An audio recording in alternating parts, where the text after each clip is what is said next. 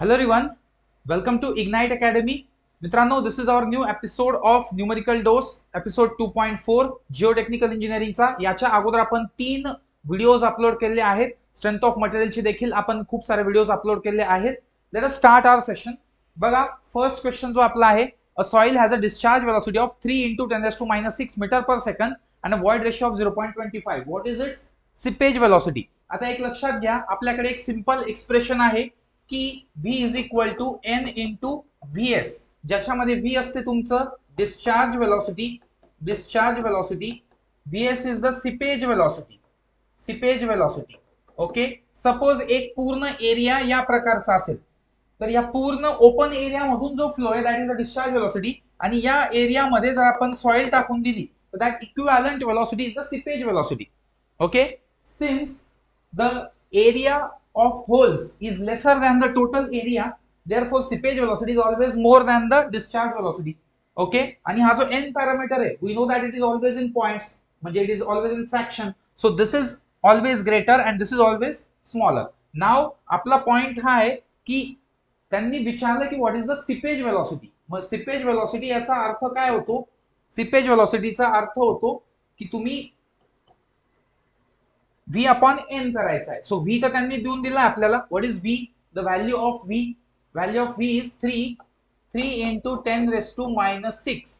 It is meter per second is equal to N चं जे आहे it is E upon 1 plus E आणि into the seepage velocity. Okay, कारण N is equal to E upon 1 plus E असतो आणि E असतो N upon 1 minus N. So इथे तुम्हाला N ची रिक्वायरमेंट असते, सो आपण तिथे E च्या आधारे त्याला कॅल्क्युलेट करणार. So 3 into 10 raised to minus 6 is equal to E आहे तुमचा 0.25 upon 1 plus 0.25 is 1.25 and multiply by VS. इथे तुम्ही 100 ने गुणा तर 25 बाय 125 होतो. 25 1 25 5. ओके, आणि 5 into 3 is 15 into 10 raised to minus 6. This is nothing but the seepage velocity. Okay, so the simple option number D is the correct answer. Okay, next one. A soil sample has a discharge velocity of, again discharge velocity त्यांनी दिलेली आहे, and what will be the seepage velocity. Same question आहे. Okay, फक्त तिथे तुम्हाला solve करून बघायचं आहे. and the void ratio of, परत सेम क्वेश्चन आहे. so let us solve की discharge velocity is n times seepage velocity. seepage velocity is always greater. what is the porosity? नाही दिली, void ratio दिलाय, void ratio. so E upon 1 plus E multiply by seepage velocity is 4 into 10 raised to minus 5, and this is nothing but V. so what is the void ratio? 0.8 upon 1.8 multiply by 4 into 10 raised to minus 5. maybe I am wrong, कारण त्यांनी seepage velocity विचारलेली आहे, discharge velocity दिलेली. So इथे तुमचा VS येऊन जाईल आणि इथे मात्र ही व्हॅल्यू येऊन जाईल 4 into 10 raised to minus 6. Okay, so इथे येऊन जाईल काय मग आता 4 into 10 raised to minus 6 equal to 8 by 18. Direct दोघांचे पॉइंट्स उडवून टाकायचे, simple, into VS. so 4 1 4 2 2 1 2 9. answer is 9 into 10 raised to minus 6 meter per second. hope the option is there. 9 into 10 raised to, okay, option दिसत नाहीये का? 10 raised to minus 5 आहे बर. Okay, this is 10 raised to minus 5. बघा, आपलीच mistake. Given data मध्ये 4 into 10 raised to minus 6 आहे इथे. ठीक आहे, so it will B 10 raised to minus, sorry minus 5 आहे इथे, आपण 6 घेतला होता, minus 5 आहे. So the answer is D. Okay, answer is D. Correct answer तुमचा डी आहे. चलो next. The total neutral effective stress, total stress, neutral stress, effective stress यांचं सिंपल कॅल्क्युलेशन सांगतो की सपोज जमीन असेल, this is ground level, suppose this is any depth Z, कुठलीही depth ही काय आहे झेड. या डेप्थला तुम्ही टोटल स्ट्रेस कसा काढतात, तर तुम्ही gamma saturated multiply by total depth घेतात. मग तुम्ही पोर वॉटर प्रेशर कसं काढतात, तुम्ही गॅमा डब्ल्यू घेतात आणि टोटल डेप्थ ऑफ वॉटर घेतात, म्हणजे झेड. ओके, आणि मग तुम्ही याची वजाबाकी करतात. Effective stress is total minus pore water pressure. So you simply calculate gamma saturated into Z minus gamma W into Z. म्हणजे याच्यातून हे वजा करतात, झेड कॉमन केला तर gamma saturated minus gamma W becomes gamma submerge into Z, असं तुम्ही calculation करतात. सो वन बाय वन तुम्ही सॉल्व्ह करा. टोटल स्ट्रेस जो आहे तो तुमचा येतो गॅमा सॅच्युरेटेड इंटू झेड. या ठिकाणी झेडची व्हॅल्यू त्यांनी देऊन दिली आहे. किती मीटर डेप्थला विचारलंय? 3 मीटर. सो 3 मीटर डेप्थला विचारलंय आणि गॅमा सॅच्युरेटेडची व्हॅल्यू गिवन आहे. Okay, fully saturated soil mass किती आहे? 1.5 tons per metre cube. Okay, kilo newton per metre cube मध्ये पण दिलेलं असू शकतं. इथे दिले आपल्याला टन्स पर मीटर क्यूब मध्ये. So 1.5 into Z is 3 metre. So the answer is 4.5 tons per metre cube. आणि या आधारे टोटल स्ट्रेस त्यांनी आधी म्हटलंय, टोटल, न्यूट्रल, मग इफेक्टिव्ह. सो टोटलची व्हॅल्यू पहिली आहे, तर बी आन्सर तुमचं गेलं, कारण आपली टोटलची व्हॅल्यू 4.5 आली आहे. बी पण गेलं, आयदर ए किंवा सी आन्सर आहे. नेक्स्ट त्यांनी काय विचारलं? Neutral stress. So neutral stress किती असणार आहे? Gamma W into Z. Neutral कसा काढतात? Gamma W into Z.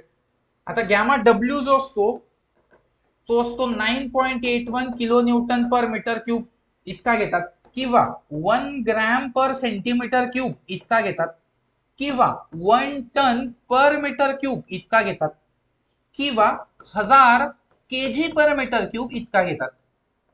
आता तुमचे युनिट्स किंवा उत्तर तुम्हाला या सिस्टीम मध्ये, सीजीएस सिस्टीम मध्ये, की टन्स पर मीटर क्यूब वाला युनिट आहे, की मग ग्रॅम पर सेंटीमीटर क्यूब मध्ये, की मग kilo newton per metre cube मध्ये, याच्या आधारे तुम्हाला ही व्हॅल्यू चॉईस करायची किंवा चूज करायची. सो तुमची जी चॉईस आहे गॅमा डब्ल्यू बद्दल, ती इथे याचं युनिट बघून बघा. Tons per metre cube, 1000 KG म्हणजे 1 ton. So the clear answer किंवा clear consideration will be 1 tons per metre cube. So इथे गॅमा डब्ल्यू ची व्हॅल्यू 1 घ्यावी लागेल. ओके, इथे 9.81 किंवा 1000 ही व्हॅल्यू टाकून चालणार नाही. दिस इज व्हेरी बेसिक, बट काही लोकांना ही गोष्ट कळत नाही. बेसिक कच्चा असल्यामुळे काही वेळा ते कळत नाही. सो मी तुम्हाला सांगून देईल. झेड किती आहे? 3, ऑफ कोर्स. सो उत्तर आहे 3 tons per metre cube. What is gamma submerge, sorry, what is effective stress? Effective stress will be total minus 4 water pressure, 4.5 वजा 3 बरोबर 1.5 tons per metre cube. 1.5 tons per metre cube हे effective stress आहे. So this is total stress, this is 4 water pressure, this is effective stress, total, neutral, effective. 4.5 3 1.5, 4.5 3 1.5. A is the correct answer. Okay, चलो next. हा तुमच्यासाठी solve करा. Same type of question तुमच्यासाठी, practice question. Fast solve करा एकदम pause करून. Okay, केलाय प्रयत्न? ठीक आहे. किती सांगितली डेप्थ? 6 मीटर. सरफेस फुल्ली सॅच्युरेटेड म्हटलंय. ओके, सॅच्युरेटेड डेन्सिटी ऑफ 2.2 म्हणजे टोटल स्ट्रेस किती होऊन जाईल?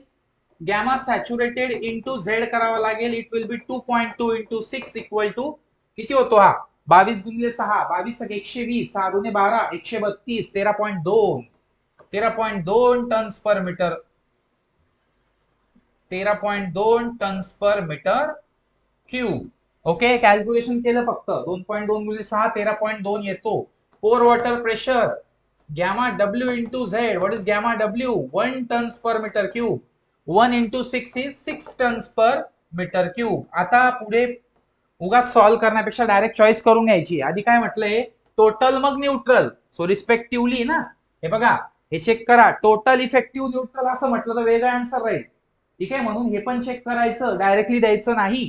ती दोन ऑप्शन राहू शकतात इकडे तिकडे. बघा, आधी टोटल म्हटलंय, मग टोटल किती आलं? 13.2. सो बी आणि डी गेला. दुसरं काय म्हटलंय? 4 वॉटर प्रेशर किती? तो 6, म्हणजे again A is the correct answer. फक्त व्हॅल्यूज चेंज. पण एक्झामला असा क्वेश्चन येऊ शकतो. इव्हन ईएससी ला, म्हणजे इंजिनिअरिंग सर्व्हिसेसला आलेला आहे. Next, स्ट्रॅटिफाईड soil deposits. आता ही लेअर्ड सॉइल सिस्टीम आहे. आपल्याकडे के असते, कोएफिशियंट ऑफ परमेबिलिटी. तर ही जी कोएफिशियंट ऑफ परमेबिलिटी आहे ही लेअर्ड सॉइल साठी, म्हणजे स्ट्रॅटिफाईड सॉइल साठी वेगळी असते. म्हणजे जर आयसोट्रोपिक सॉइल असेल, आयसोट्रोपिक सॉइल, तर अनआयसोट्रोपिक सॉइल हे तुमचं आयसोट्रोपिक साठी आहे.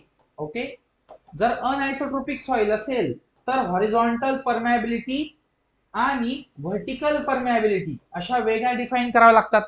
आणि मग या दोघांचं व्हॅल्यू फाइंड केल्यानंतर तुम्हाला के डॅश घ्यावा लागतो, जो के असतो under root of K H into K V. बरोबर. पण जर लेअर्ड सिस्टीम असेल जर या प्रकारे लेयर्ड सिस्टीम असेल तर तिघांची परमेबिलिटी वेगळी असते, K1 K2 K3. त्यातल्या त्यात फ्लो असा आहे की असा आहे, याच्यावर पण फरक पडतो. म्हणजे हा तुमचा हॉरिझॉन्टल फ्लो आहे किंवा पॅरलल फ्लो आहे, and this is the vertical किंवा परपेंडिक्युलर फ्लो. कारण बेडिंग अशीच असणार आहे, उभी तर नसणार आहे कधीच जमिनीत, बेडिंग अशीच असते. हे काय आहेत, लेयर्स आहेत. ओके, मग हे जे आहे K1 K2 K3 या तिघांना कंबाईन करून तुम्हाला KH काढता येतो फॉर दिस फ्लो कंडिशन, आणि याच तिघांना कंबाईन करून तुम्हाला KV काढता येतो. हा KV काढता येतो या कंडिशन साठी, आणि हा KH काढता येतो या कंडिशन साठी. ओके, आणि मग या KH आणि KV ला तुम्ही K' घेऊ शकतात आणि मग तुमचे पुढचे कॅल्क्युलेशन करू शकतात. आता हे नसेल समजलं तर रिपीट बघून घ्या. ओके, मी काही रिपीट करत नाही. सो आपल्याला काय विचारलंय, stratified soil deposit has 3 layers with thicknesses Z1 Z2 Z3 and permeabilities K1 K2 K3. म्हणजे 3 लेयरची सॉइल सिस्टीम आहे, तिघांची डेप्थ दिली आहे, वेगवेगळी डेप्थ आहे, आणि तिघांची परमेबिलिटी दिलेली आहे. तर विचारतात average permeability perpendicular to the bedding planes. Perpendicular flow condition म्हणजे QV च्या कंडिशनला त्यांनी विचारले. बेसिकली तुमच्याकडे अशी ही स्ट्रॅटिफाईड सॉइल आहे. ओके, कशी, Z1 Z2 Z3. काय दिलाय Z1 3 मीटर, 3 2 आणि 1. सो Z1 चा व्हॅल्यू आहे 3, याचा आन्सर आहे व्हॅल्यू आहे 2 आणि याचा व्हॅल्यू आहे 1. त्याच प्रकारे त्यांनी Z1 Z2 Z3 साठी K1 K2 K3 दिलाय 3 2 आणि 6. किती दिलाय, 3 2 आणि 6 हे त्यांनी दिलेलं आहे. ओके, आता याचा वापर करून आपल्याला या व्हर्टिकल फ्लो कंडिशन साठी, परपेंडिक्युलर फ्लो कंडिशन साठी ऍव्हरेज परमेबिलिटी किंवा इक्विव्हॅलंट परमेबिलिटी काढायची. सो K इक्विव्हॅलंटचा फॉर्म्युला कसा आहे ते समजून घ्या. एकतर पाठ करा, एक तर लॉजिक समजून घ्या. ओके, याचं लॉजिकली मी तो फॉर्म्युला थोडासा स्टेट करून देतो तुम्हाला की कसा लक्षात ठेवायचा. ओके, कसा लक्षात ठेवायचा हे मी तुम्हाला सांगून देतो. बघा, आधी काय करायचं, हे Z1 Z2 Z3 ते लिहायचे. Z1 plus Z2 plus Z3 हे लिहिले. परत सेम खाली लिहायचे Z1 plus Z2 plus Z3. Okay, आता फक्त काय करायचं, या K1 K2 K3 ला या प्रत्येकाच्या खाली लिहून द्यायचं. K1 K2 K3 झालं. हा आहे तुमचा K इक्विव्हॅलंटचा फॉर्म्युला. आता फक्त याच्यात व्हॅल्यूज पुट करायच्या. What is Z1 Z2 Z3? 3 अधिक 2 अधिक 1, 3 अधिक 2 अधिक 1. What is Z1 again?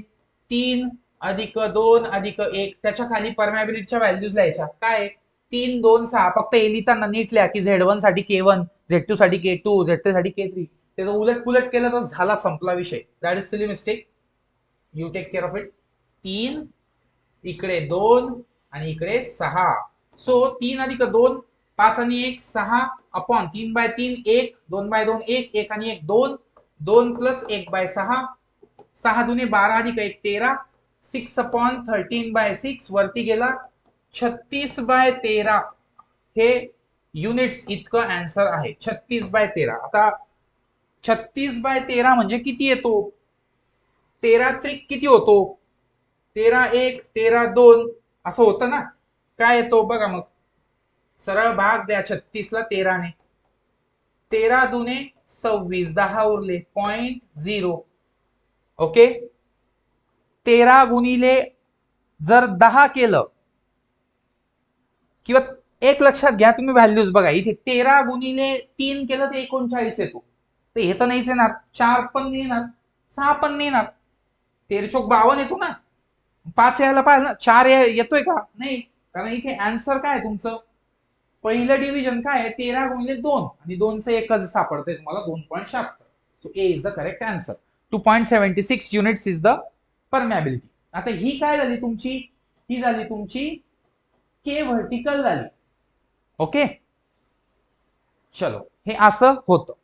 आता होप तुम्ही रिपीट बघून क्लिअरली समजून घेणार. चलो next. A स्ट्रॅटिफाईड soil deposit has 3 layers. तुम्हाला वाटेल की फास्ट शिकवतायत, व्हिडिओ रिपीट बघा. कमीत कमी वेळ घेऊन जास्तीत जास्त मी तुम्हाला कंटेंट सांगण्याचा प्रयत्न करत आहे. Stratified soil deposit has 3 layers with thickness Z1, Z2, Z3, permeabilities K1, K2, K3, 6 units respectively. Average permeability parallel to the bedding planes will be.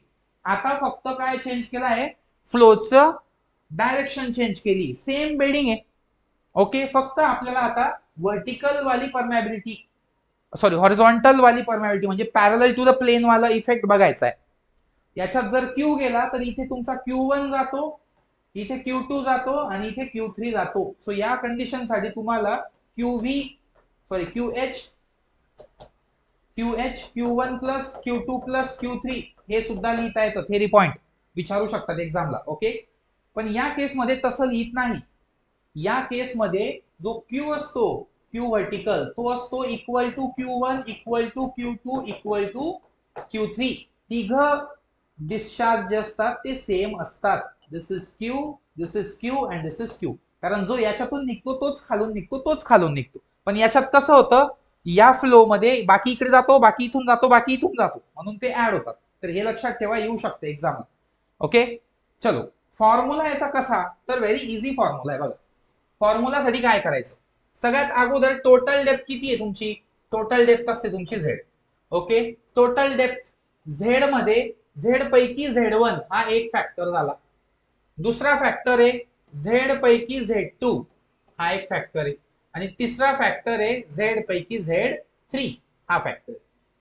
याला फक्त काय करायचं, Z1 ला K1 ने मल्टिप्लाय करायचं, Z2 ला K2 ने मल्टिप्लाय करायचं, Z3 ला K3 ने मल्टिप्लाय करायचं, म्हणजेच वेटेड मीन कन्सेप्ट, आणि सिंपली हे ऍड करायचे. This will be K equivalent.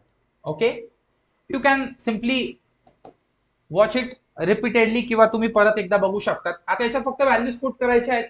So what are the values, 3, 2, 1 या व्हॅल्यूज आहेत डेप्थच्या. सो डेप्थ किती तुमची इथे 3, 2, 1. and what are the values of K1, K2, K3 respectively, 3, 2 आणि 6. Okay, this is 3, this is 2, this is 6. 3, 2, 6. ठीक आहे, बस या व्हॅल्यूज पुट करायच्या. what is K1, 3, Z1 3 by total depth 3 आणि 2 5 आणि 1 6.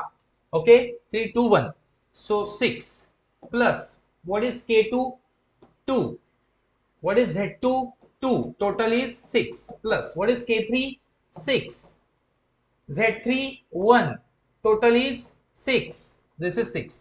ओके, 9 प्लस 4 प्लस 6 भागिले 6.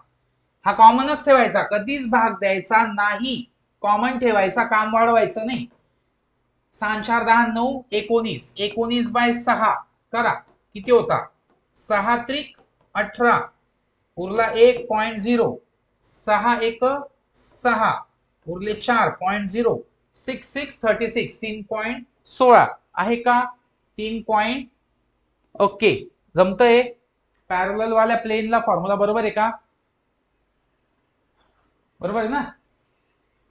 6 युनिट्स एकदा आपण इथे लिहून बघू, 3 इंटू Z1 3, टोटल 3 आणि 2 5 आणि 1 6. Okay, plus 2 into 2 by 6 plus 6 into 1 by 6. Okay, 9 9 4 13, 13 आणि 6 19, 19 by 6. Yes, it is the correct answer. किती, some 3 point something answer is there. Okay, so 3 point something is the correct answer. So 3 point something, let us have this. Okay, 3.37 जे असेल ते घ्यायचं तिकडे approximately. Okay, चलो next. Parallel आणि perpendicular formula बरोबर ना, parallel to the bedding plane, this is parallel flow. A uniform sand stratum 2.5 meter thick, एक सैंड स्ट्रैटम है जो 2.5 मीटर थिक है. So this is the thickness of that sand stratum, 2.5 meter thick. Specific gravity 2.62, specific gravity 2.62, natural void ratio 0.62. the hydraulic head required to cause quick condition. what is quick condition, की इथले जे grains आहेत हे grains वरती निघतील, याला बोलता quick condition. So quick condition या स्ट्रॅटम मध्ये डेव्हलप होईल या प्रकारे, पाणी इथून येऊन याला लिफ्ट अप करेल. This is called as a quick condition. So आता या सॉइलची जी लिमिट आहे, ओके, सॉइल लिमिट. तर ती सॉइल लिमिट डिफाईन करणारा पॅरामीटर असतो आयसी, म्हणजे critical hydraulic gradient. Hydraulic gradient आणि क्रिटिकल हायड्रॉलिक ग्रेडियंट मध्ये जो डिफरन्स आहे तो आधी समजून घ्या. Hydraulic gradient is the loss factor. Hydraulic gradient is the head loss occurring whenever the water flows through a channel. म्हणजे सॉइल मधून जेव्हा पाणी फ्लो होतं, सपोज आपण बाईक चालवतो, 10 लिटर पेट्रोल भरून जर आपण बाईक सुरू केली सपोज, ओके, किंवा 5 लिटर भरून सुरू केली, जे काय असेल ते, तर जसं जसं आपण गाडी चालवतो तसं असं पेट्रोलची लेवल कमी होते. तसंच वॉटरचं पण आहे.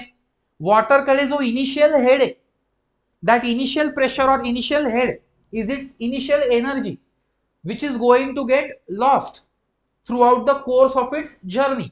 जसा जसं पाणी फ्लो होईल तसं तसं त्याच्याकडे असलेली इनिशियल एनर्जी कमी कमी कमी होत जाणार आहे. सो स्टार्टला जर काहीतरी हेड एच असेल तर काही अंतर ट्रॅव्हल केल्यावर on some flow distance, on some flow length, during the some flow length there is some head loss. That head loss divide by length is nothing but the head loss gradient called as hydraulic gradient. So this is nothing but the head loss gradient. Suppose initial J head है, that is capital H, and the final head is small h. Okay, initial head is capital H and the final head is small h. Then the hydraulic gradient is I. Okay, and that I is nothing but, this is the length of flow. I is nothing but h minus h, means opposite upon the adjacent, which is nothing but length, and this is nothing but the head loss per unit length. म्हणजे किती head loss झाला भागिले किती length होती, दिस is the head loss. पण जो critical hydraulic gradient आहे तो लिमिटिंग कंडिशन सांगतो, अल्टिमेट कंडिशन सांगतो. जसं की एखादं मटेरियल फेल केव्हा होणार आहे याच्यासाठी अल्टिमेट स्ट्रेस लेवल असते FU, यील्ड स्ट्रेस लेवल असते डक्टाइल मटेरियल साठी FY. त्याच प्रकारे फेल्युअर ला सिंपली शो करण्यासाठी किंवा एक्सप्रेस करण्यासाठी हा क्रिटिकल हायड्रॉलिक ग्रेडियंट असतो. एखादी सॉइल किती हायड्रॉलिक ग्रेडियंटला बॉइलिंग करेल किंवा तिथे शियर स्ट्रेंथ लॉस करेल हा पॅरामीटर शो करतो कोण, IC. Head loss required to initiate boiling, इतका इतका हेड लॉस झाला पाहिजे ओव्हर इतक्या इतक्या लेंथ. एक्झाम्पल घेऊ आपण की सपोज 3 मीटर हेड लॉस जेव्हा होतो 3 मीटर फ्लो लेंथवर, तर किती क्रिटिकल हायड्रॉलिक ग्रेडियंट झाला 1. म्हणजे जेव्हा head loss is 1 metre per metre of flow length, 1 metre flow लेंथवर 1 मीटर हेड लॉस झाला की तिथे बॉइलिंग स्टार्ट होऊन जाते, sand boiling, quick sand condition येऊन जाते, शियर स्ट्रेंथ लॉस होऊन जाते. This limiting condition is the critical hydraulic gradient. So hydraulic gradient is any gradient. At exit point, this gradient is called as exit gradient. But in case of boiling, the same case is termed as critical hydraulic gradient, which is the limiting condition. This is the ultimate condition. यापेक्षा जास्त head loss होत असेल तर तिथे boiling होईल, यापेक्षा कमी head loss होत असेल, एका मीटरवर 1 मीटर हेड लॉस झाला रे झाला, बॉइलिंग स्टार्ट होईल. जोपर्यंत एका मीटरवर 1 मीटर पेक्षा कमी लॉस आहे, सपोज 0.5 मीटर पर मीटर आहे, तर मग तिथे बॉइलिंग होणार नाही. So boiling just starts at this IC1. So आता हे तुमचं जस्ट एक्झाम्पल झालं, दिस is just an example.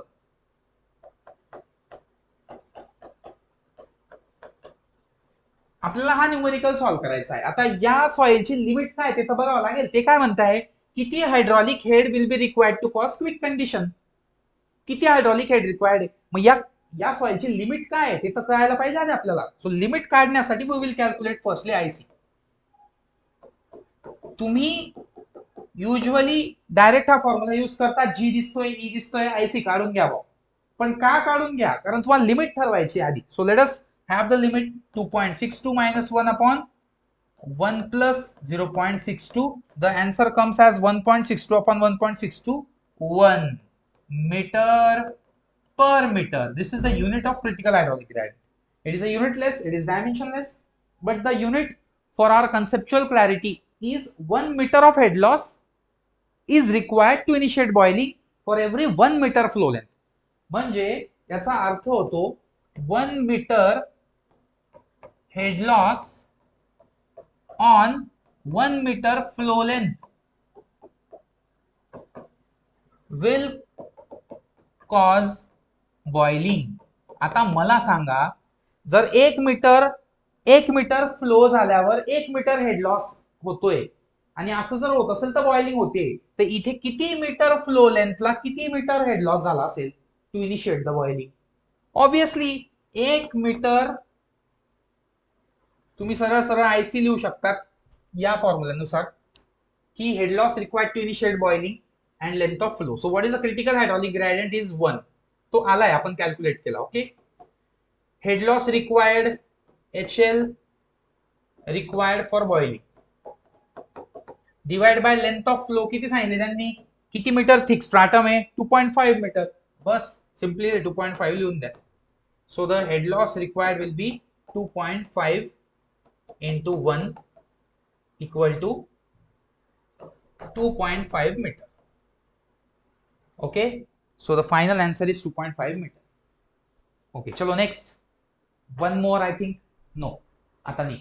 An earthen dam is 15 meter high. Okay, एक earthen dam आहे 15 मीटर हाय, पण 12 मीटर वॉटर आहे अपस्ट्रीमला आणि 2 मीटर वॉटर आहे डाउनस्ट्रीमला. The seepage length of path below the embankment was 20 metre. म्हणजे लेंथ ऑफ फ्लो 20 मीटर आहे. Approximate downward seepage pressure at a depth of 3 meter below the embankment will be. Suppose आपल्याकडे हा dam आहे like दिस, तर ती असं म्हणताय की टोटल डॅम हा 15 मीटरचा आहे, पण इकडे जे वॉटर आहे ते किती मीटर आहे? 12 मीटर आहे. आणि इकडे किती पाणी आहे? इकडे पाणी आहे 10 मीटर, सॉरी 2 मीटर. इकडे किती आहे? 2 मीटर. ठीक आहे, 2 मीटर वॉटर. सो मला सांगा, what is the head loss?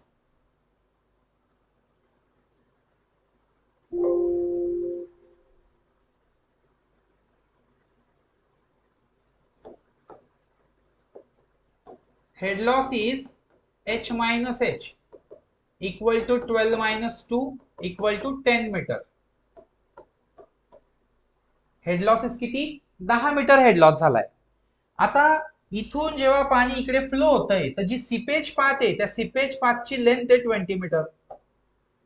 So मला सांगा, फॉर्म्युला डिस्चार्जचा फॉर्म्युला काय येतो किंवा सिपेज प्रेशरचा फॉर्म्युला काय येतो? तर या ठिकाणी त्यांनी सिपेज प्रेशर विचारलाय. What is the downward seepage pressure at a depth of 3 metre? Okay, किती सिपेज प्रेशर आहे हे विचारलंय. तर सिपेज प्रेशरचा फॉर्म्युला लक्षात ठेवा, आय झेड गॅमा डब्ल्यू. जर काही डेप्थ झेड असेल, ओके, तर तुम्ही जो प्रेशर आहे तो कसा काढतात? Gamma W into Z. तर सिपेज प्रेशर काढताना सिंपली फक्त या गॅमा डब्ल्यू इंटू झेड ला आय ने गुणायचं, एवढंच. ओके, सो सिपेज प्रेशर काढण्याचा हा फॉर्म्युला आहे ज्याच्यामध्ये आय लागेल. आय असतो head loss upon length multiply by Z is the depth of consideration and gamma W is unit weight of water. What is the head loss? काढला आपण 10. What is the flow length? 20. Okay, what is depth Z विचारली किती आहे? 3 मीटरला seepage pressure विचारलाय आणि gamma W किती आहे? 9.81. So the answer is what? 1/2 into 3 into 9.81. 9.81 भागिले 2 गुणिले 2 पाठ ठेवा. 9.81 भागिले 2 असतो 4.905. 9.81 गुणिले 2 असतो 19.62. कधी पण तुम्हाला 2G ची व्हॅल्यू लागते, बरोबर? तर तुम्ही 2G ची व्हॅल्यू पाठ ठेवा 19.62. तसंच तुम्हाला 9.81/2 लक्षात ठेवायला 4.905. 3 इंटू 4.905 आणि याला जर गुणिले केलं तर 5 त्रिक 15, 3 0 0 1, 9 3 27, 4 त्रिक 12 13 14, 14.715 kilo newton per meter square. This is the seepage pressure आणि दिस इज अप्रॉक्सिमेट कॅल्क्युलेशन, त्यांनी म्हटलंच आहे तसं पण. So 14.71 is the correct answer. तुम्हाला एकच लक्षात ठेवायचं की seepage pressure is I into Z into gamma W, wear I is nothing but the head loss per unit length. आणि या हेड लॉस बद्दलच ते बोलले, 15 मीटर अपस्ट्रीमला, 2 मीटर डाउनस्ट्रीमला, असं सगळं. चलो next. A flow net of a coffer dam. एक coffer dam आहे ज्याचं फ्लो नेट आहे. ठीक आहे, एक कोफर डॅम आहे, त्या कोफर डॅमचं फ्लो नेट आहे आणि ह्या फ्लो नेटला असं काहीतरी हे दिसत असेल. ओके, आता ते म्हणताय की याच्यामध्ये 6 फ्लो चॅनल्स आहेत. किती फ्लो चॅनल्स आहेत? 6. आणि 18 इक्विपोटेन्शियल ड्रॉप्स आहेत.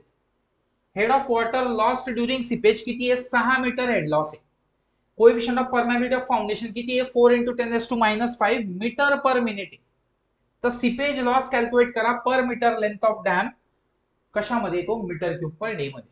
Okay, metre cube per day मध्ये. सो जनरल फॉर्म्युला आहे सीपेज लॉसचा. Seepage loss Q is equal to K HL NF upon ND. फक्त याच्यात आपल्याला व्हॅल्यूज पुट करायच्या आहेत, बाकी आपल्याला काहीच करायचं नाही. एकदम सिंपल क्वेश्चन आहे. So Q is equal to what is the coefficient of permeability?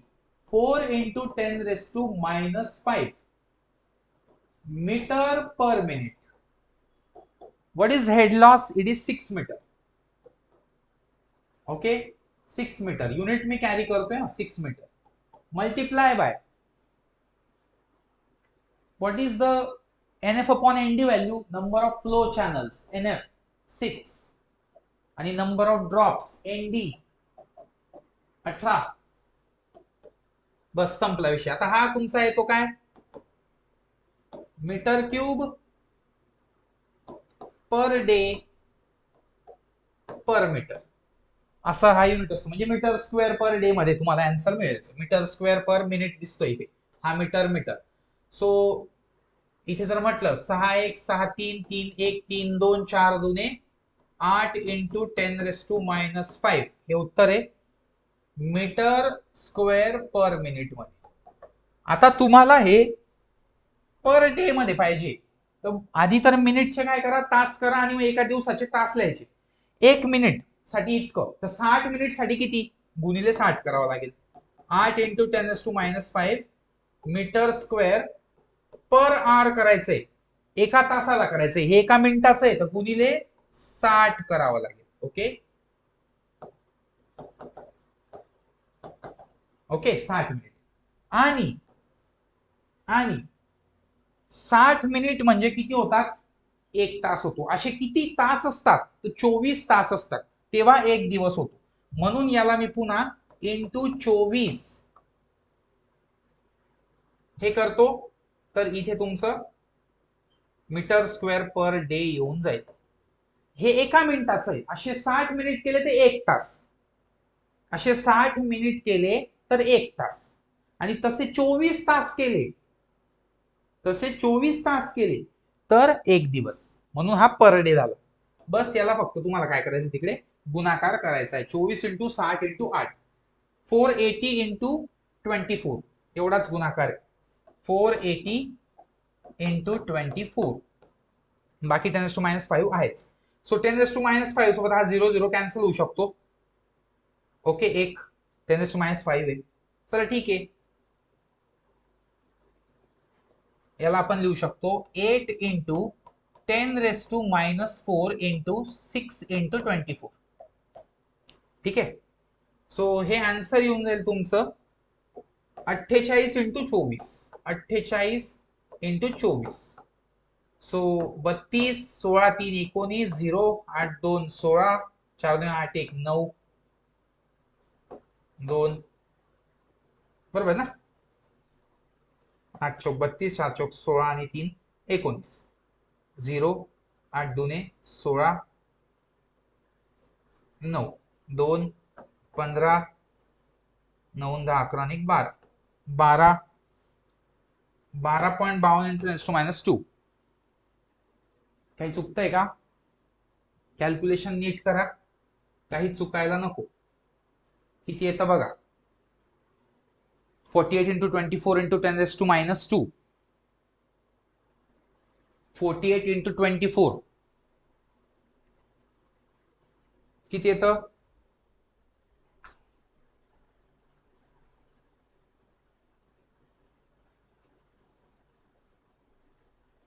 1152 येतो. ओके, 1152 येतं. सी उत्तर आहे. तुम्ही चेक करा, हे 1152 येतं. 48 इंटू 24 इथे करतो मी. चला 48 इंटू 24 येतं कारण आहे.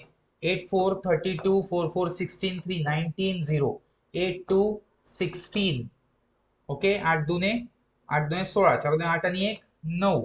ठीक आहे 2 9 आणि 6 15 9 आणि 1 10 आणि 1 11 11 52 11 52 सी. ओके चलो next end the last. Uniform sand stratum has a specific gravity of 2.6. एक सैंड स्ट्रैटम में ओके त्याची स्पेसिफिक ग्रॅव्हिटी आहे 2.6, वाइड रेशियो आहे 0.5, exit gradient of flow was 2/3. जे सपोज इथून काहीतरी एक्झिट ग्रेडियंट आहे तर that is 2/3. Okay what is the factor of safety against boiling. आता जेव्हा इकडनं पाणी येऊन इथून निघेल तर ते आयसी ने निघेल. तर फॅक्टर ऑफ सेफ्टी काय असतो.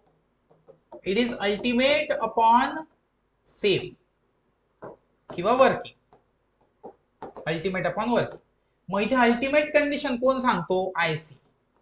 आणि सेफ किंवा वर्किंग कंडिशन काय आहे. I. Okay this is factor of safety.